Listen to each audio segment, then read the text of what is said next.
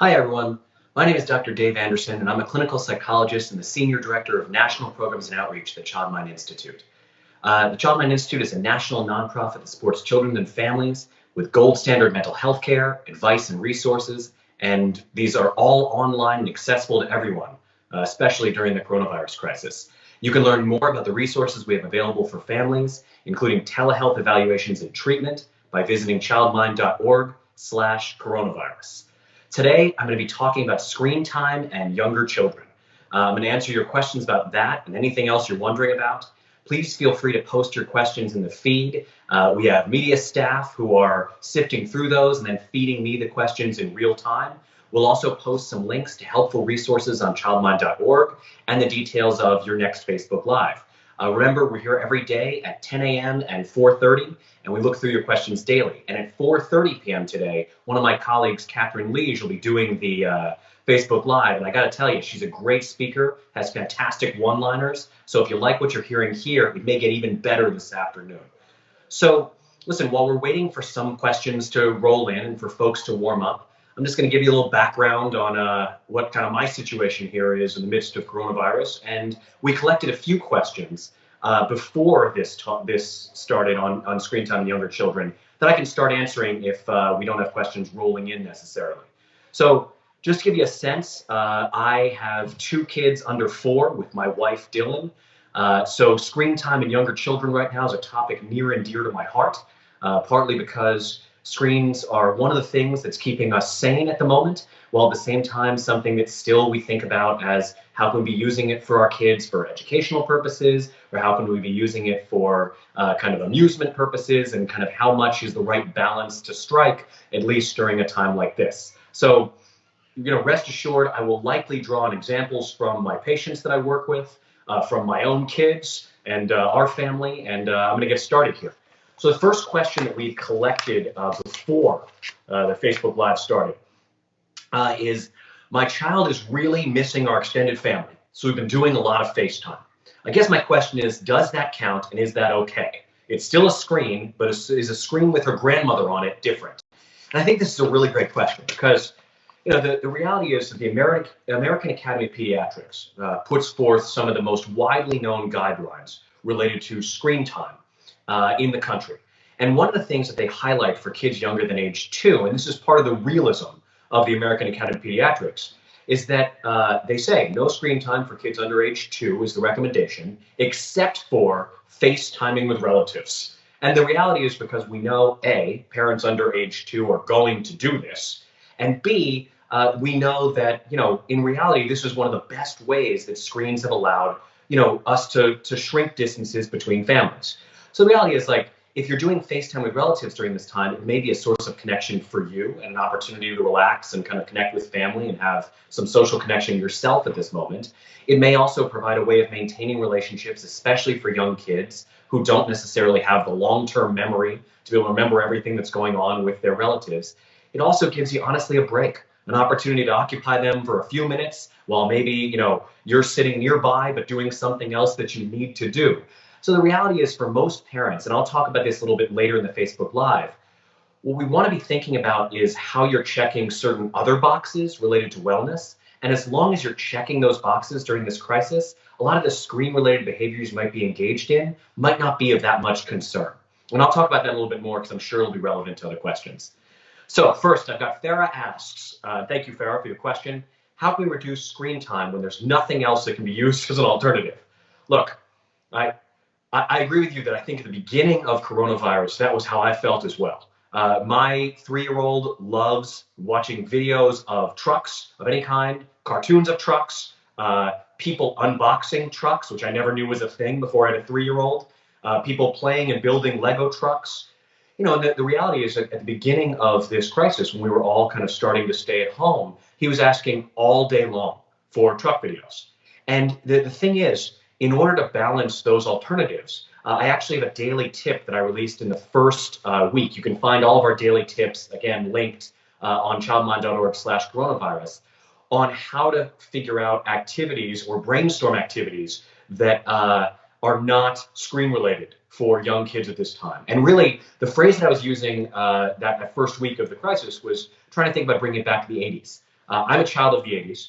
I came about or came of age in the time of America Online and the beginning of the internet. So I've gone back to lists of my favorite hobbies in the 80s that I find online, and there are lots of lists for parents online of board games and arts and crafts activities and all kinds of games you can play in the house with just materials you have lying around. Just on our list right now of activities, I have in my back pocket building a pillow fort with my young child. I have creating an obstacle course. I have created a tape road for his trucks around the house with various taped out, gas stations and way stations that we might set up. And, my wife and I are thinking kind of in any moments that we have to check in, which are few, just what kind of creative ideas do we have that we can pass back and forth for, a walk outside while still doing social distancing or activity inside the house that doesn't involve screens. The last thing I'll say about the screen time is it's helped us to really bound it at times our young children can understand when it's happening. So my son, for example, knows that in the 30 minutes before dinner, when we're still, cooking dinner, that's one of his times for screen time. And for us, that's partly that, we want to know that he's occupied and safe while we're trying to make the family meal here. But at the same time, it helps be predictable that after a few days, he stopped asking so much for screens at another time and knew that during the afternoons, that's when he can reliably expect it, as long as he's speaking nicely to the family. Lisa, thank you for your question. You're asking, can you comment on parents' use of tech? Wait, can we flash that question up one more time? I don't think I read fast enough. But Lisa said, great question. I'm going to take a sip of coffee for a moment while we flash the question back up. Got it. Can you comment on parents' use of tech when interacting with children? Got it. Yes. Lisa, great question.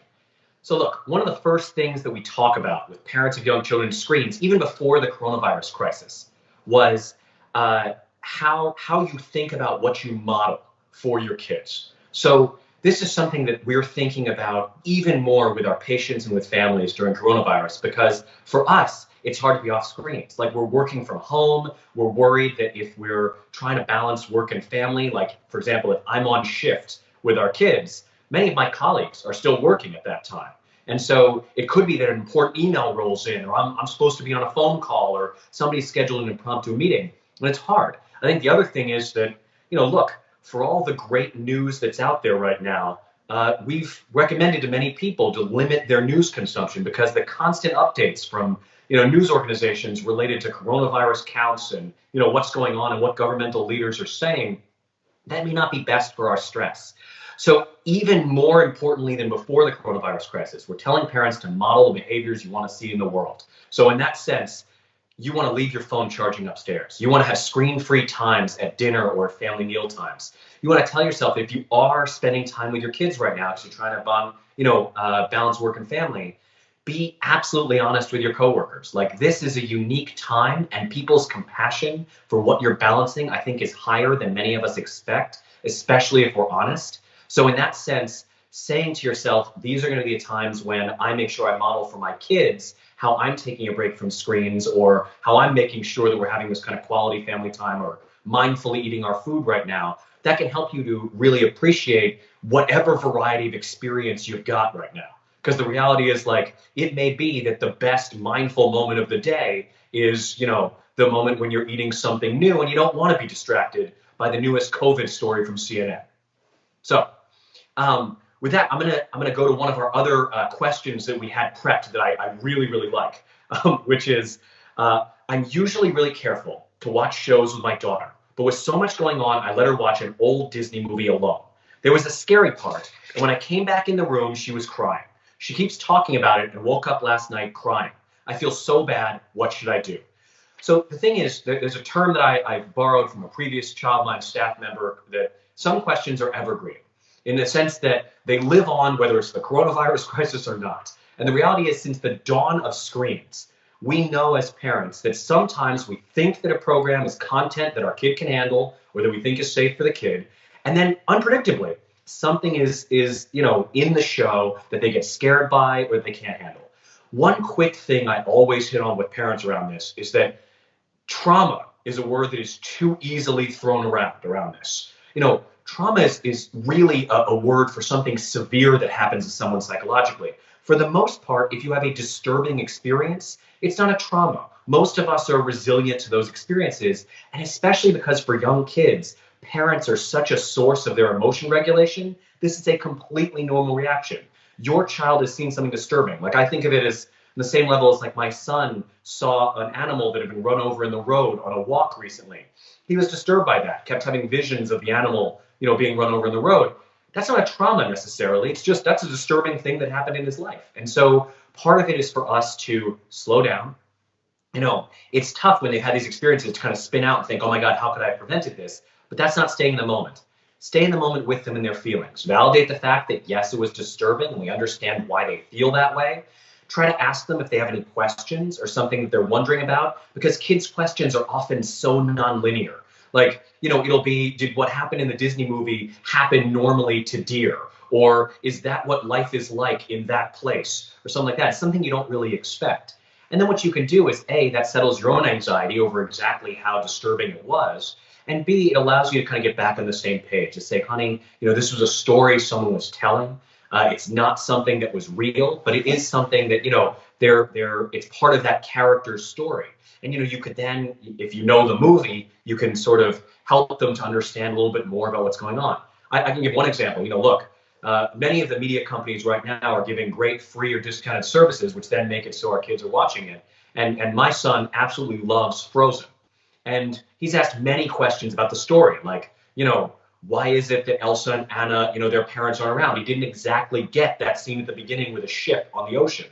And, in many ways, it's provided us kind of an entrance into understanding certain themes that they're very much more developmentally advanced. But all I'm doing is giving him kind of just the facts. Oh, Anna and Elsa are living by themselves and they're sisters. And it's really great that they have each other. And then, I see what questions he goes with from there. It must be lonely. I wonder where their parents are. And it's really interesting to kind of talk through what his emotional experience is, but I'm not trying to overload him with information. I'm just trying to kind of process it and move on. To the last point on this question, I will say that most kids move on. So the reality is you kind of like, you do a question till you drop session with them, where you're just sitting there, you're answering their questions. And then what normally happens is, maybe they'll bring it up again, but they'll have fewer questions. And then maybe they'll bring it up again and there'll be one question, or maybe they'll tell you they're thinking about it, but it usually kind of decreases over time and the incident sort of goes away. And perhaps they'll use it for, nightmare fodder for a little while, but the reality is you're there and you're going to help them get back to sleep. So I'm going to go to another question that we've collected here, which actually is a very general one, I think very relevant to this topic. Just point blank, how much screen time is too much? 1 hour, 2, inquiring parents want to know. This is another question that we collected. So look, this is a question again. It's another evergreen one. It's that whether it was before the coronavirus crisis, during, or at some point in the new normal that will exist after this, this question is still going to be relevant.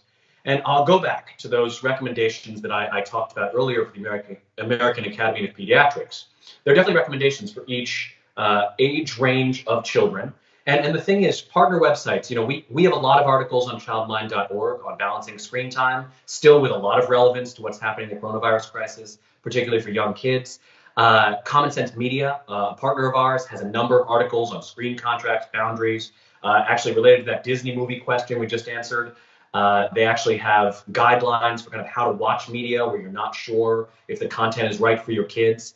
And similarly, American Academy of Pediatrics actually has a number of sections of its website around healthy media consumption and how you can kind of do this. Going back to what I was talking about the boxes earlier, one of the points I made in a webinar forum for parents, actually about 2 weeks ago, about a week and a half into this crisis, was that what we used to talk about when I would do media around screen time was a kind of developmental checklist that existed before coronavirus. So in that sense, we say to parents, before you think about screen time balance and how much free time your child's spending on screens, let's think about a couple other boxes. So are they invested in school? Are they finishing their homework? Do they have family time, at certain points during the week? Are you having family dinners together? Are they involved in extracurricular activities? 1 or 2 perhaps. Are they seeing their friends face to face? And the thing is, if you can check off those boxes, you've got a pretty busy kid. They're in school, they're doing their homework, they've got an extracurricular activity, they've got family time, they've got family dinner, they're seeing their friends face to face. you're not left with a ton of screen time. And so in that sense, while we may say to parents, you might want to balance with the time that's left over in thinking about, asking the child to read a book while also having them engaged on screens, perhaps educationally or for amusement. But what we're thinking about with screens is that small doses of screens aren't necessarily intrinsically harmful in any way. They may just be relaxing for most humans, kids through adults. They can be a way of connecting with friends. They can be a way of finding online communities you wouldn't have found otherwise. They can be educational, and they can be really engaging and fun, and also something that family members can share. You can play games together online. So in that sense, when we get down to how much time a kid is spending on screens, we see families decide on these boundaries in many different ways. And so you'll take the recommendations, and maybe that means that for kids over age 6, you try to keep it to 1 hour per day on, say, the weekdays. And many parents will bounce that up a little bit on the weekends just because there's a lot of unstructured time. But the key is to make sure that your child has all of those other aspects of developmental balance to ensure that they are developing face-to-face interactional skills, or that they are spending quality time developing family relationships, or that they are really invested in their academics or in their schooling. Now, the way that coronavirus has changed that checklist is many of those activities are not being checked off necessarily in the same way. Schooling has moved online. Extracurricular activities are for the most part canceled. Actually, I shouldn't say for the most part. They're canceled unless they can move online. Like I've seen many patients who are now have violin or piano lessons that are happening online, or they're having PE classes online, or they're doing workouts online. And so in that sense, there have been creative ways to move extracurriculars. But the reality is that kids are now spending a lot of time on screens for school. They're spending a lot of time on screens for their extracurriculars. They're connecting with friends, which they need to do, oftentimes on screens. And so the question is how much screen time kind of beyond that is too much. And that's where what we think about are wellness boxes. So in that sense, we want to check off, are the kids eating regularly? Are they eating meals at kind of the normal times? Are they spending quality time with family in person, either with screens? It could be watching a movie together or playing a video game, but it's spending time with family, not spending time on screens alone.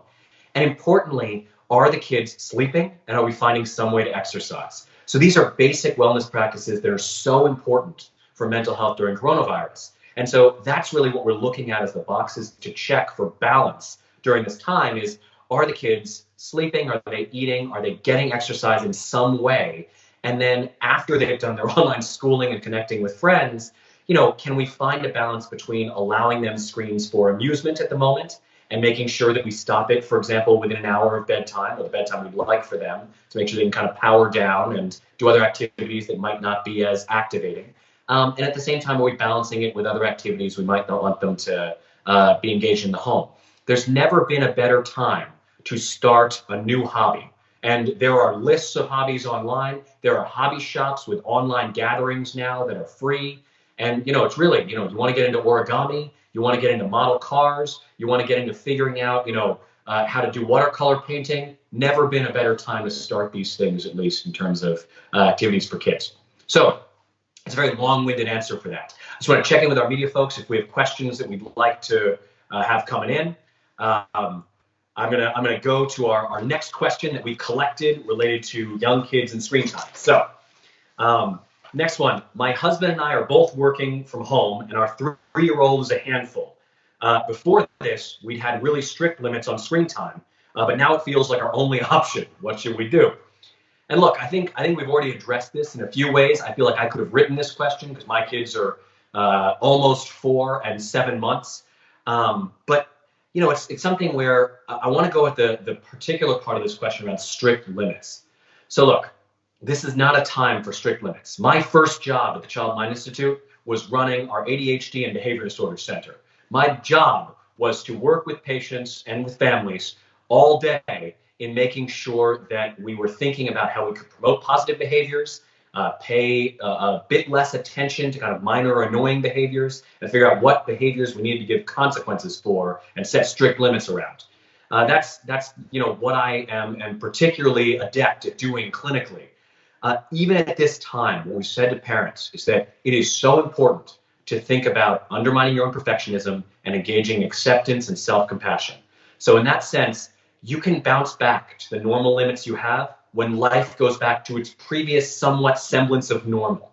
The reality is, in this new normal, strict limits aren't your friend. So what you want to be thinking about is guidelines and soft boundaries. You want to be able to think about, for your 3-year-old in particular, and that's why I say, like, my 3-year-old has before dinner screen time. I'm not going to lie. There have been nights when his screen time has started significantly earlier than we might expect. He can't tell the time. He doesn't know. And there are nights when he forgets about it conveniently, and we do not have the screen time. And when he remembers it later and he cries and says, I wish I had the screen time, we say, great, you'll get it tomorrow.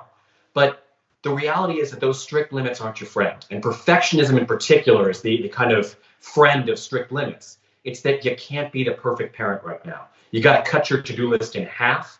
You got to accept the fact that there's a lot of uncertainty here that you may not be able to control and that you may not be able to necessarily, address. And you don't know necessarily how much longer we're going to be in this. But your best, weapon as a parent is to chunk time. To think about it as, I've got a couple days. I'm going to plan for these next couple days. I'm going to figure out what activities I might have in my back pocket. I'm not going to try to impose the strictest of limits, but at least some limits, and here are the things I can agree on. If you have a partner as a parent and you can talk through these things, that's great. If you're raising kids on your own, more power to you. And, talk with a friend, any other parent that you know, or anything like that about, just kind of a gut check on what limits you're setting. And then lastly, you are not going to have perfect days. I haven't had a single day where I give myself an A+ since COVID started. Bottom line, if you're grading yourself harshly, you got to have some self-compassion. Think about what your best friend would say to you if you guys were having a drink. They'd say, look, your kid's fed, your kid slept, your kid is mildly happy at least at certain points of the day. This is it. Like, you're doing it, and you're getting through. And the reality is that if our kids get through this, they'll remember many of the good moments. They won't necessarily remember many of the times we lost our cool or the times that we were really stressed out, hopefully. And they'll remember this as just a time when they had, especially for younger children, a lot of family time. So with that, I know that we're going to be wrapping up here. I want to thank you all again for joining me. I hope it was helpful. I want you to remember that we're here every day at 10 a.m. and at 4:30 p.m. We look through your questions daily. I would say we had a good balance today of some of the questions we've collected beforehand and some of the questions that you all submitted. Thank you, Farah and Lisa. And then, I want you to be sure to check our posts for topics for our next Facebook Live. And in fact, I think our topic for the next Facebook Live, you can check our post. And please, the Child Mind Institute is here to help with mental health and parenting needs during this coronavirus crisis, no matter where you are. We have resources to help. We've pivoted many of our services to telehealth. We have daily tips, consultations, gold standard telehealth treatments. Go to childmind.org/coronavirus. Be safe, love each other, and thank you.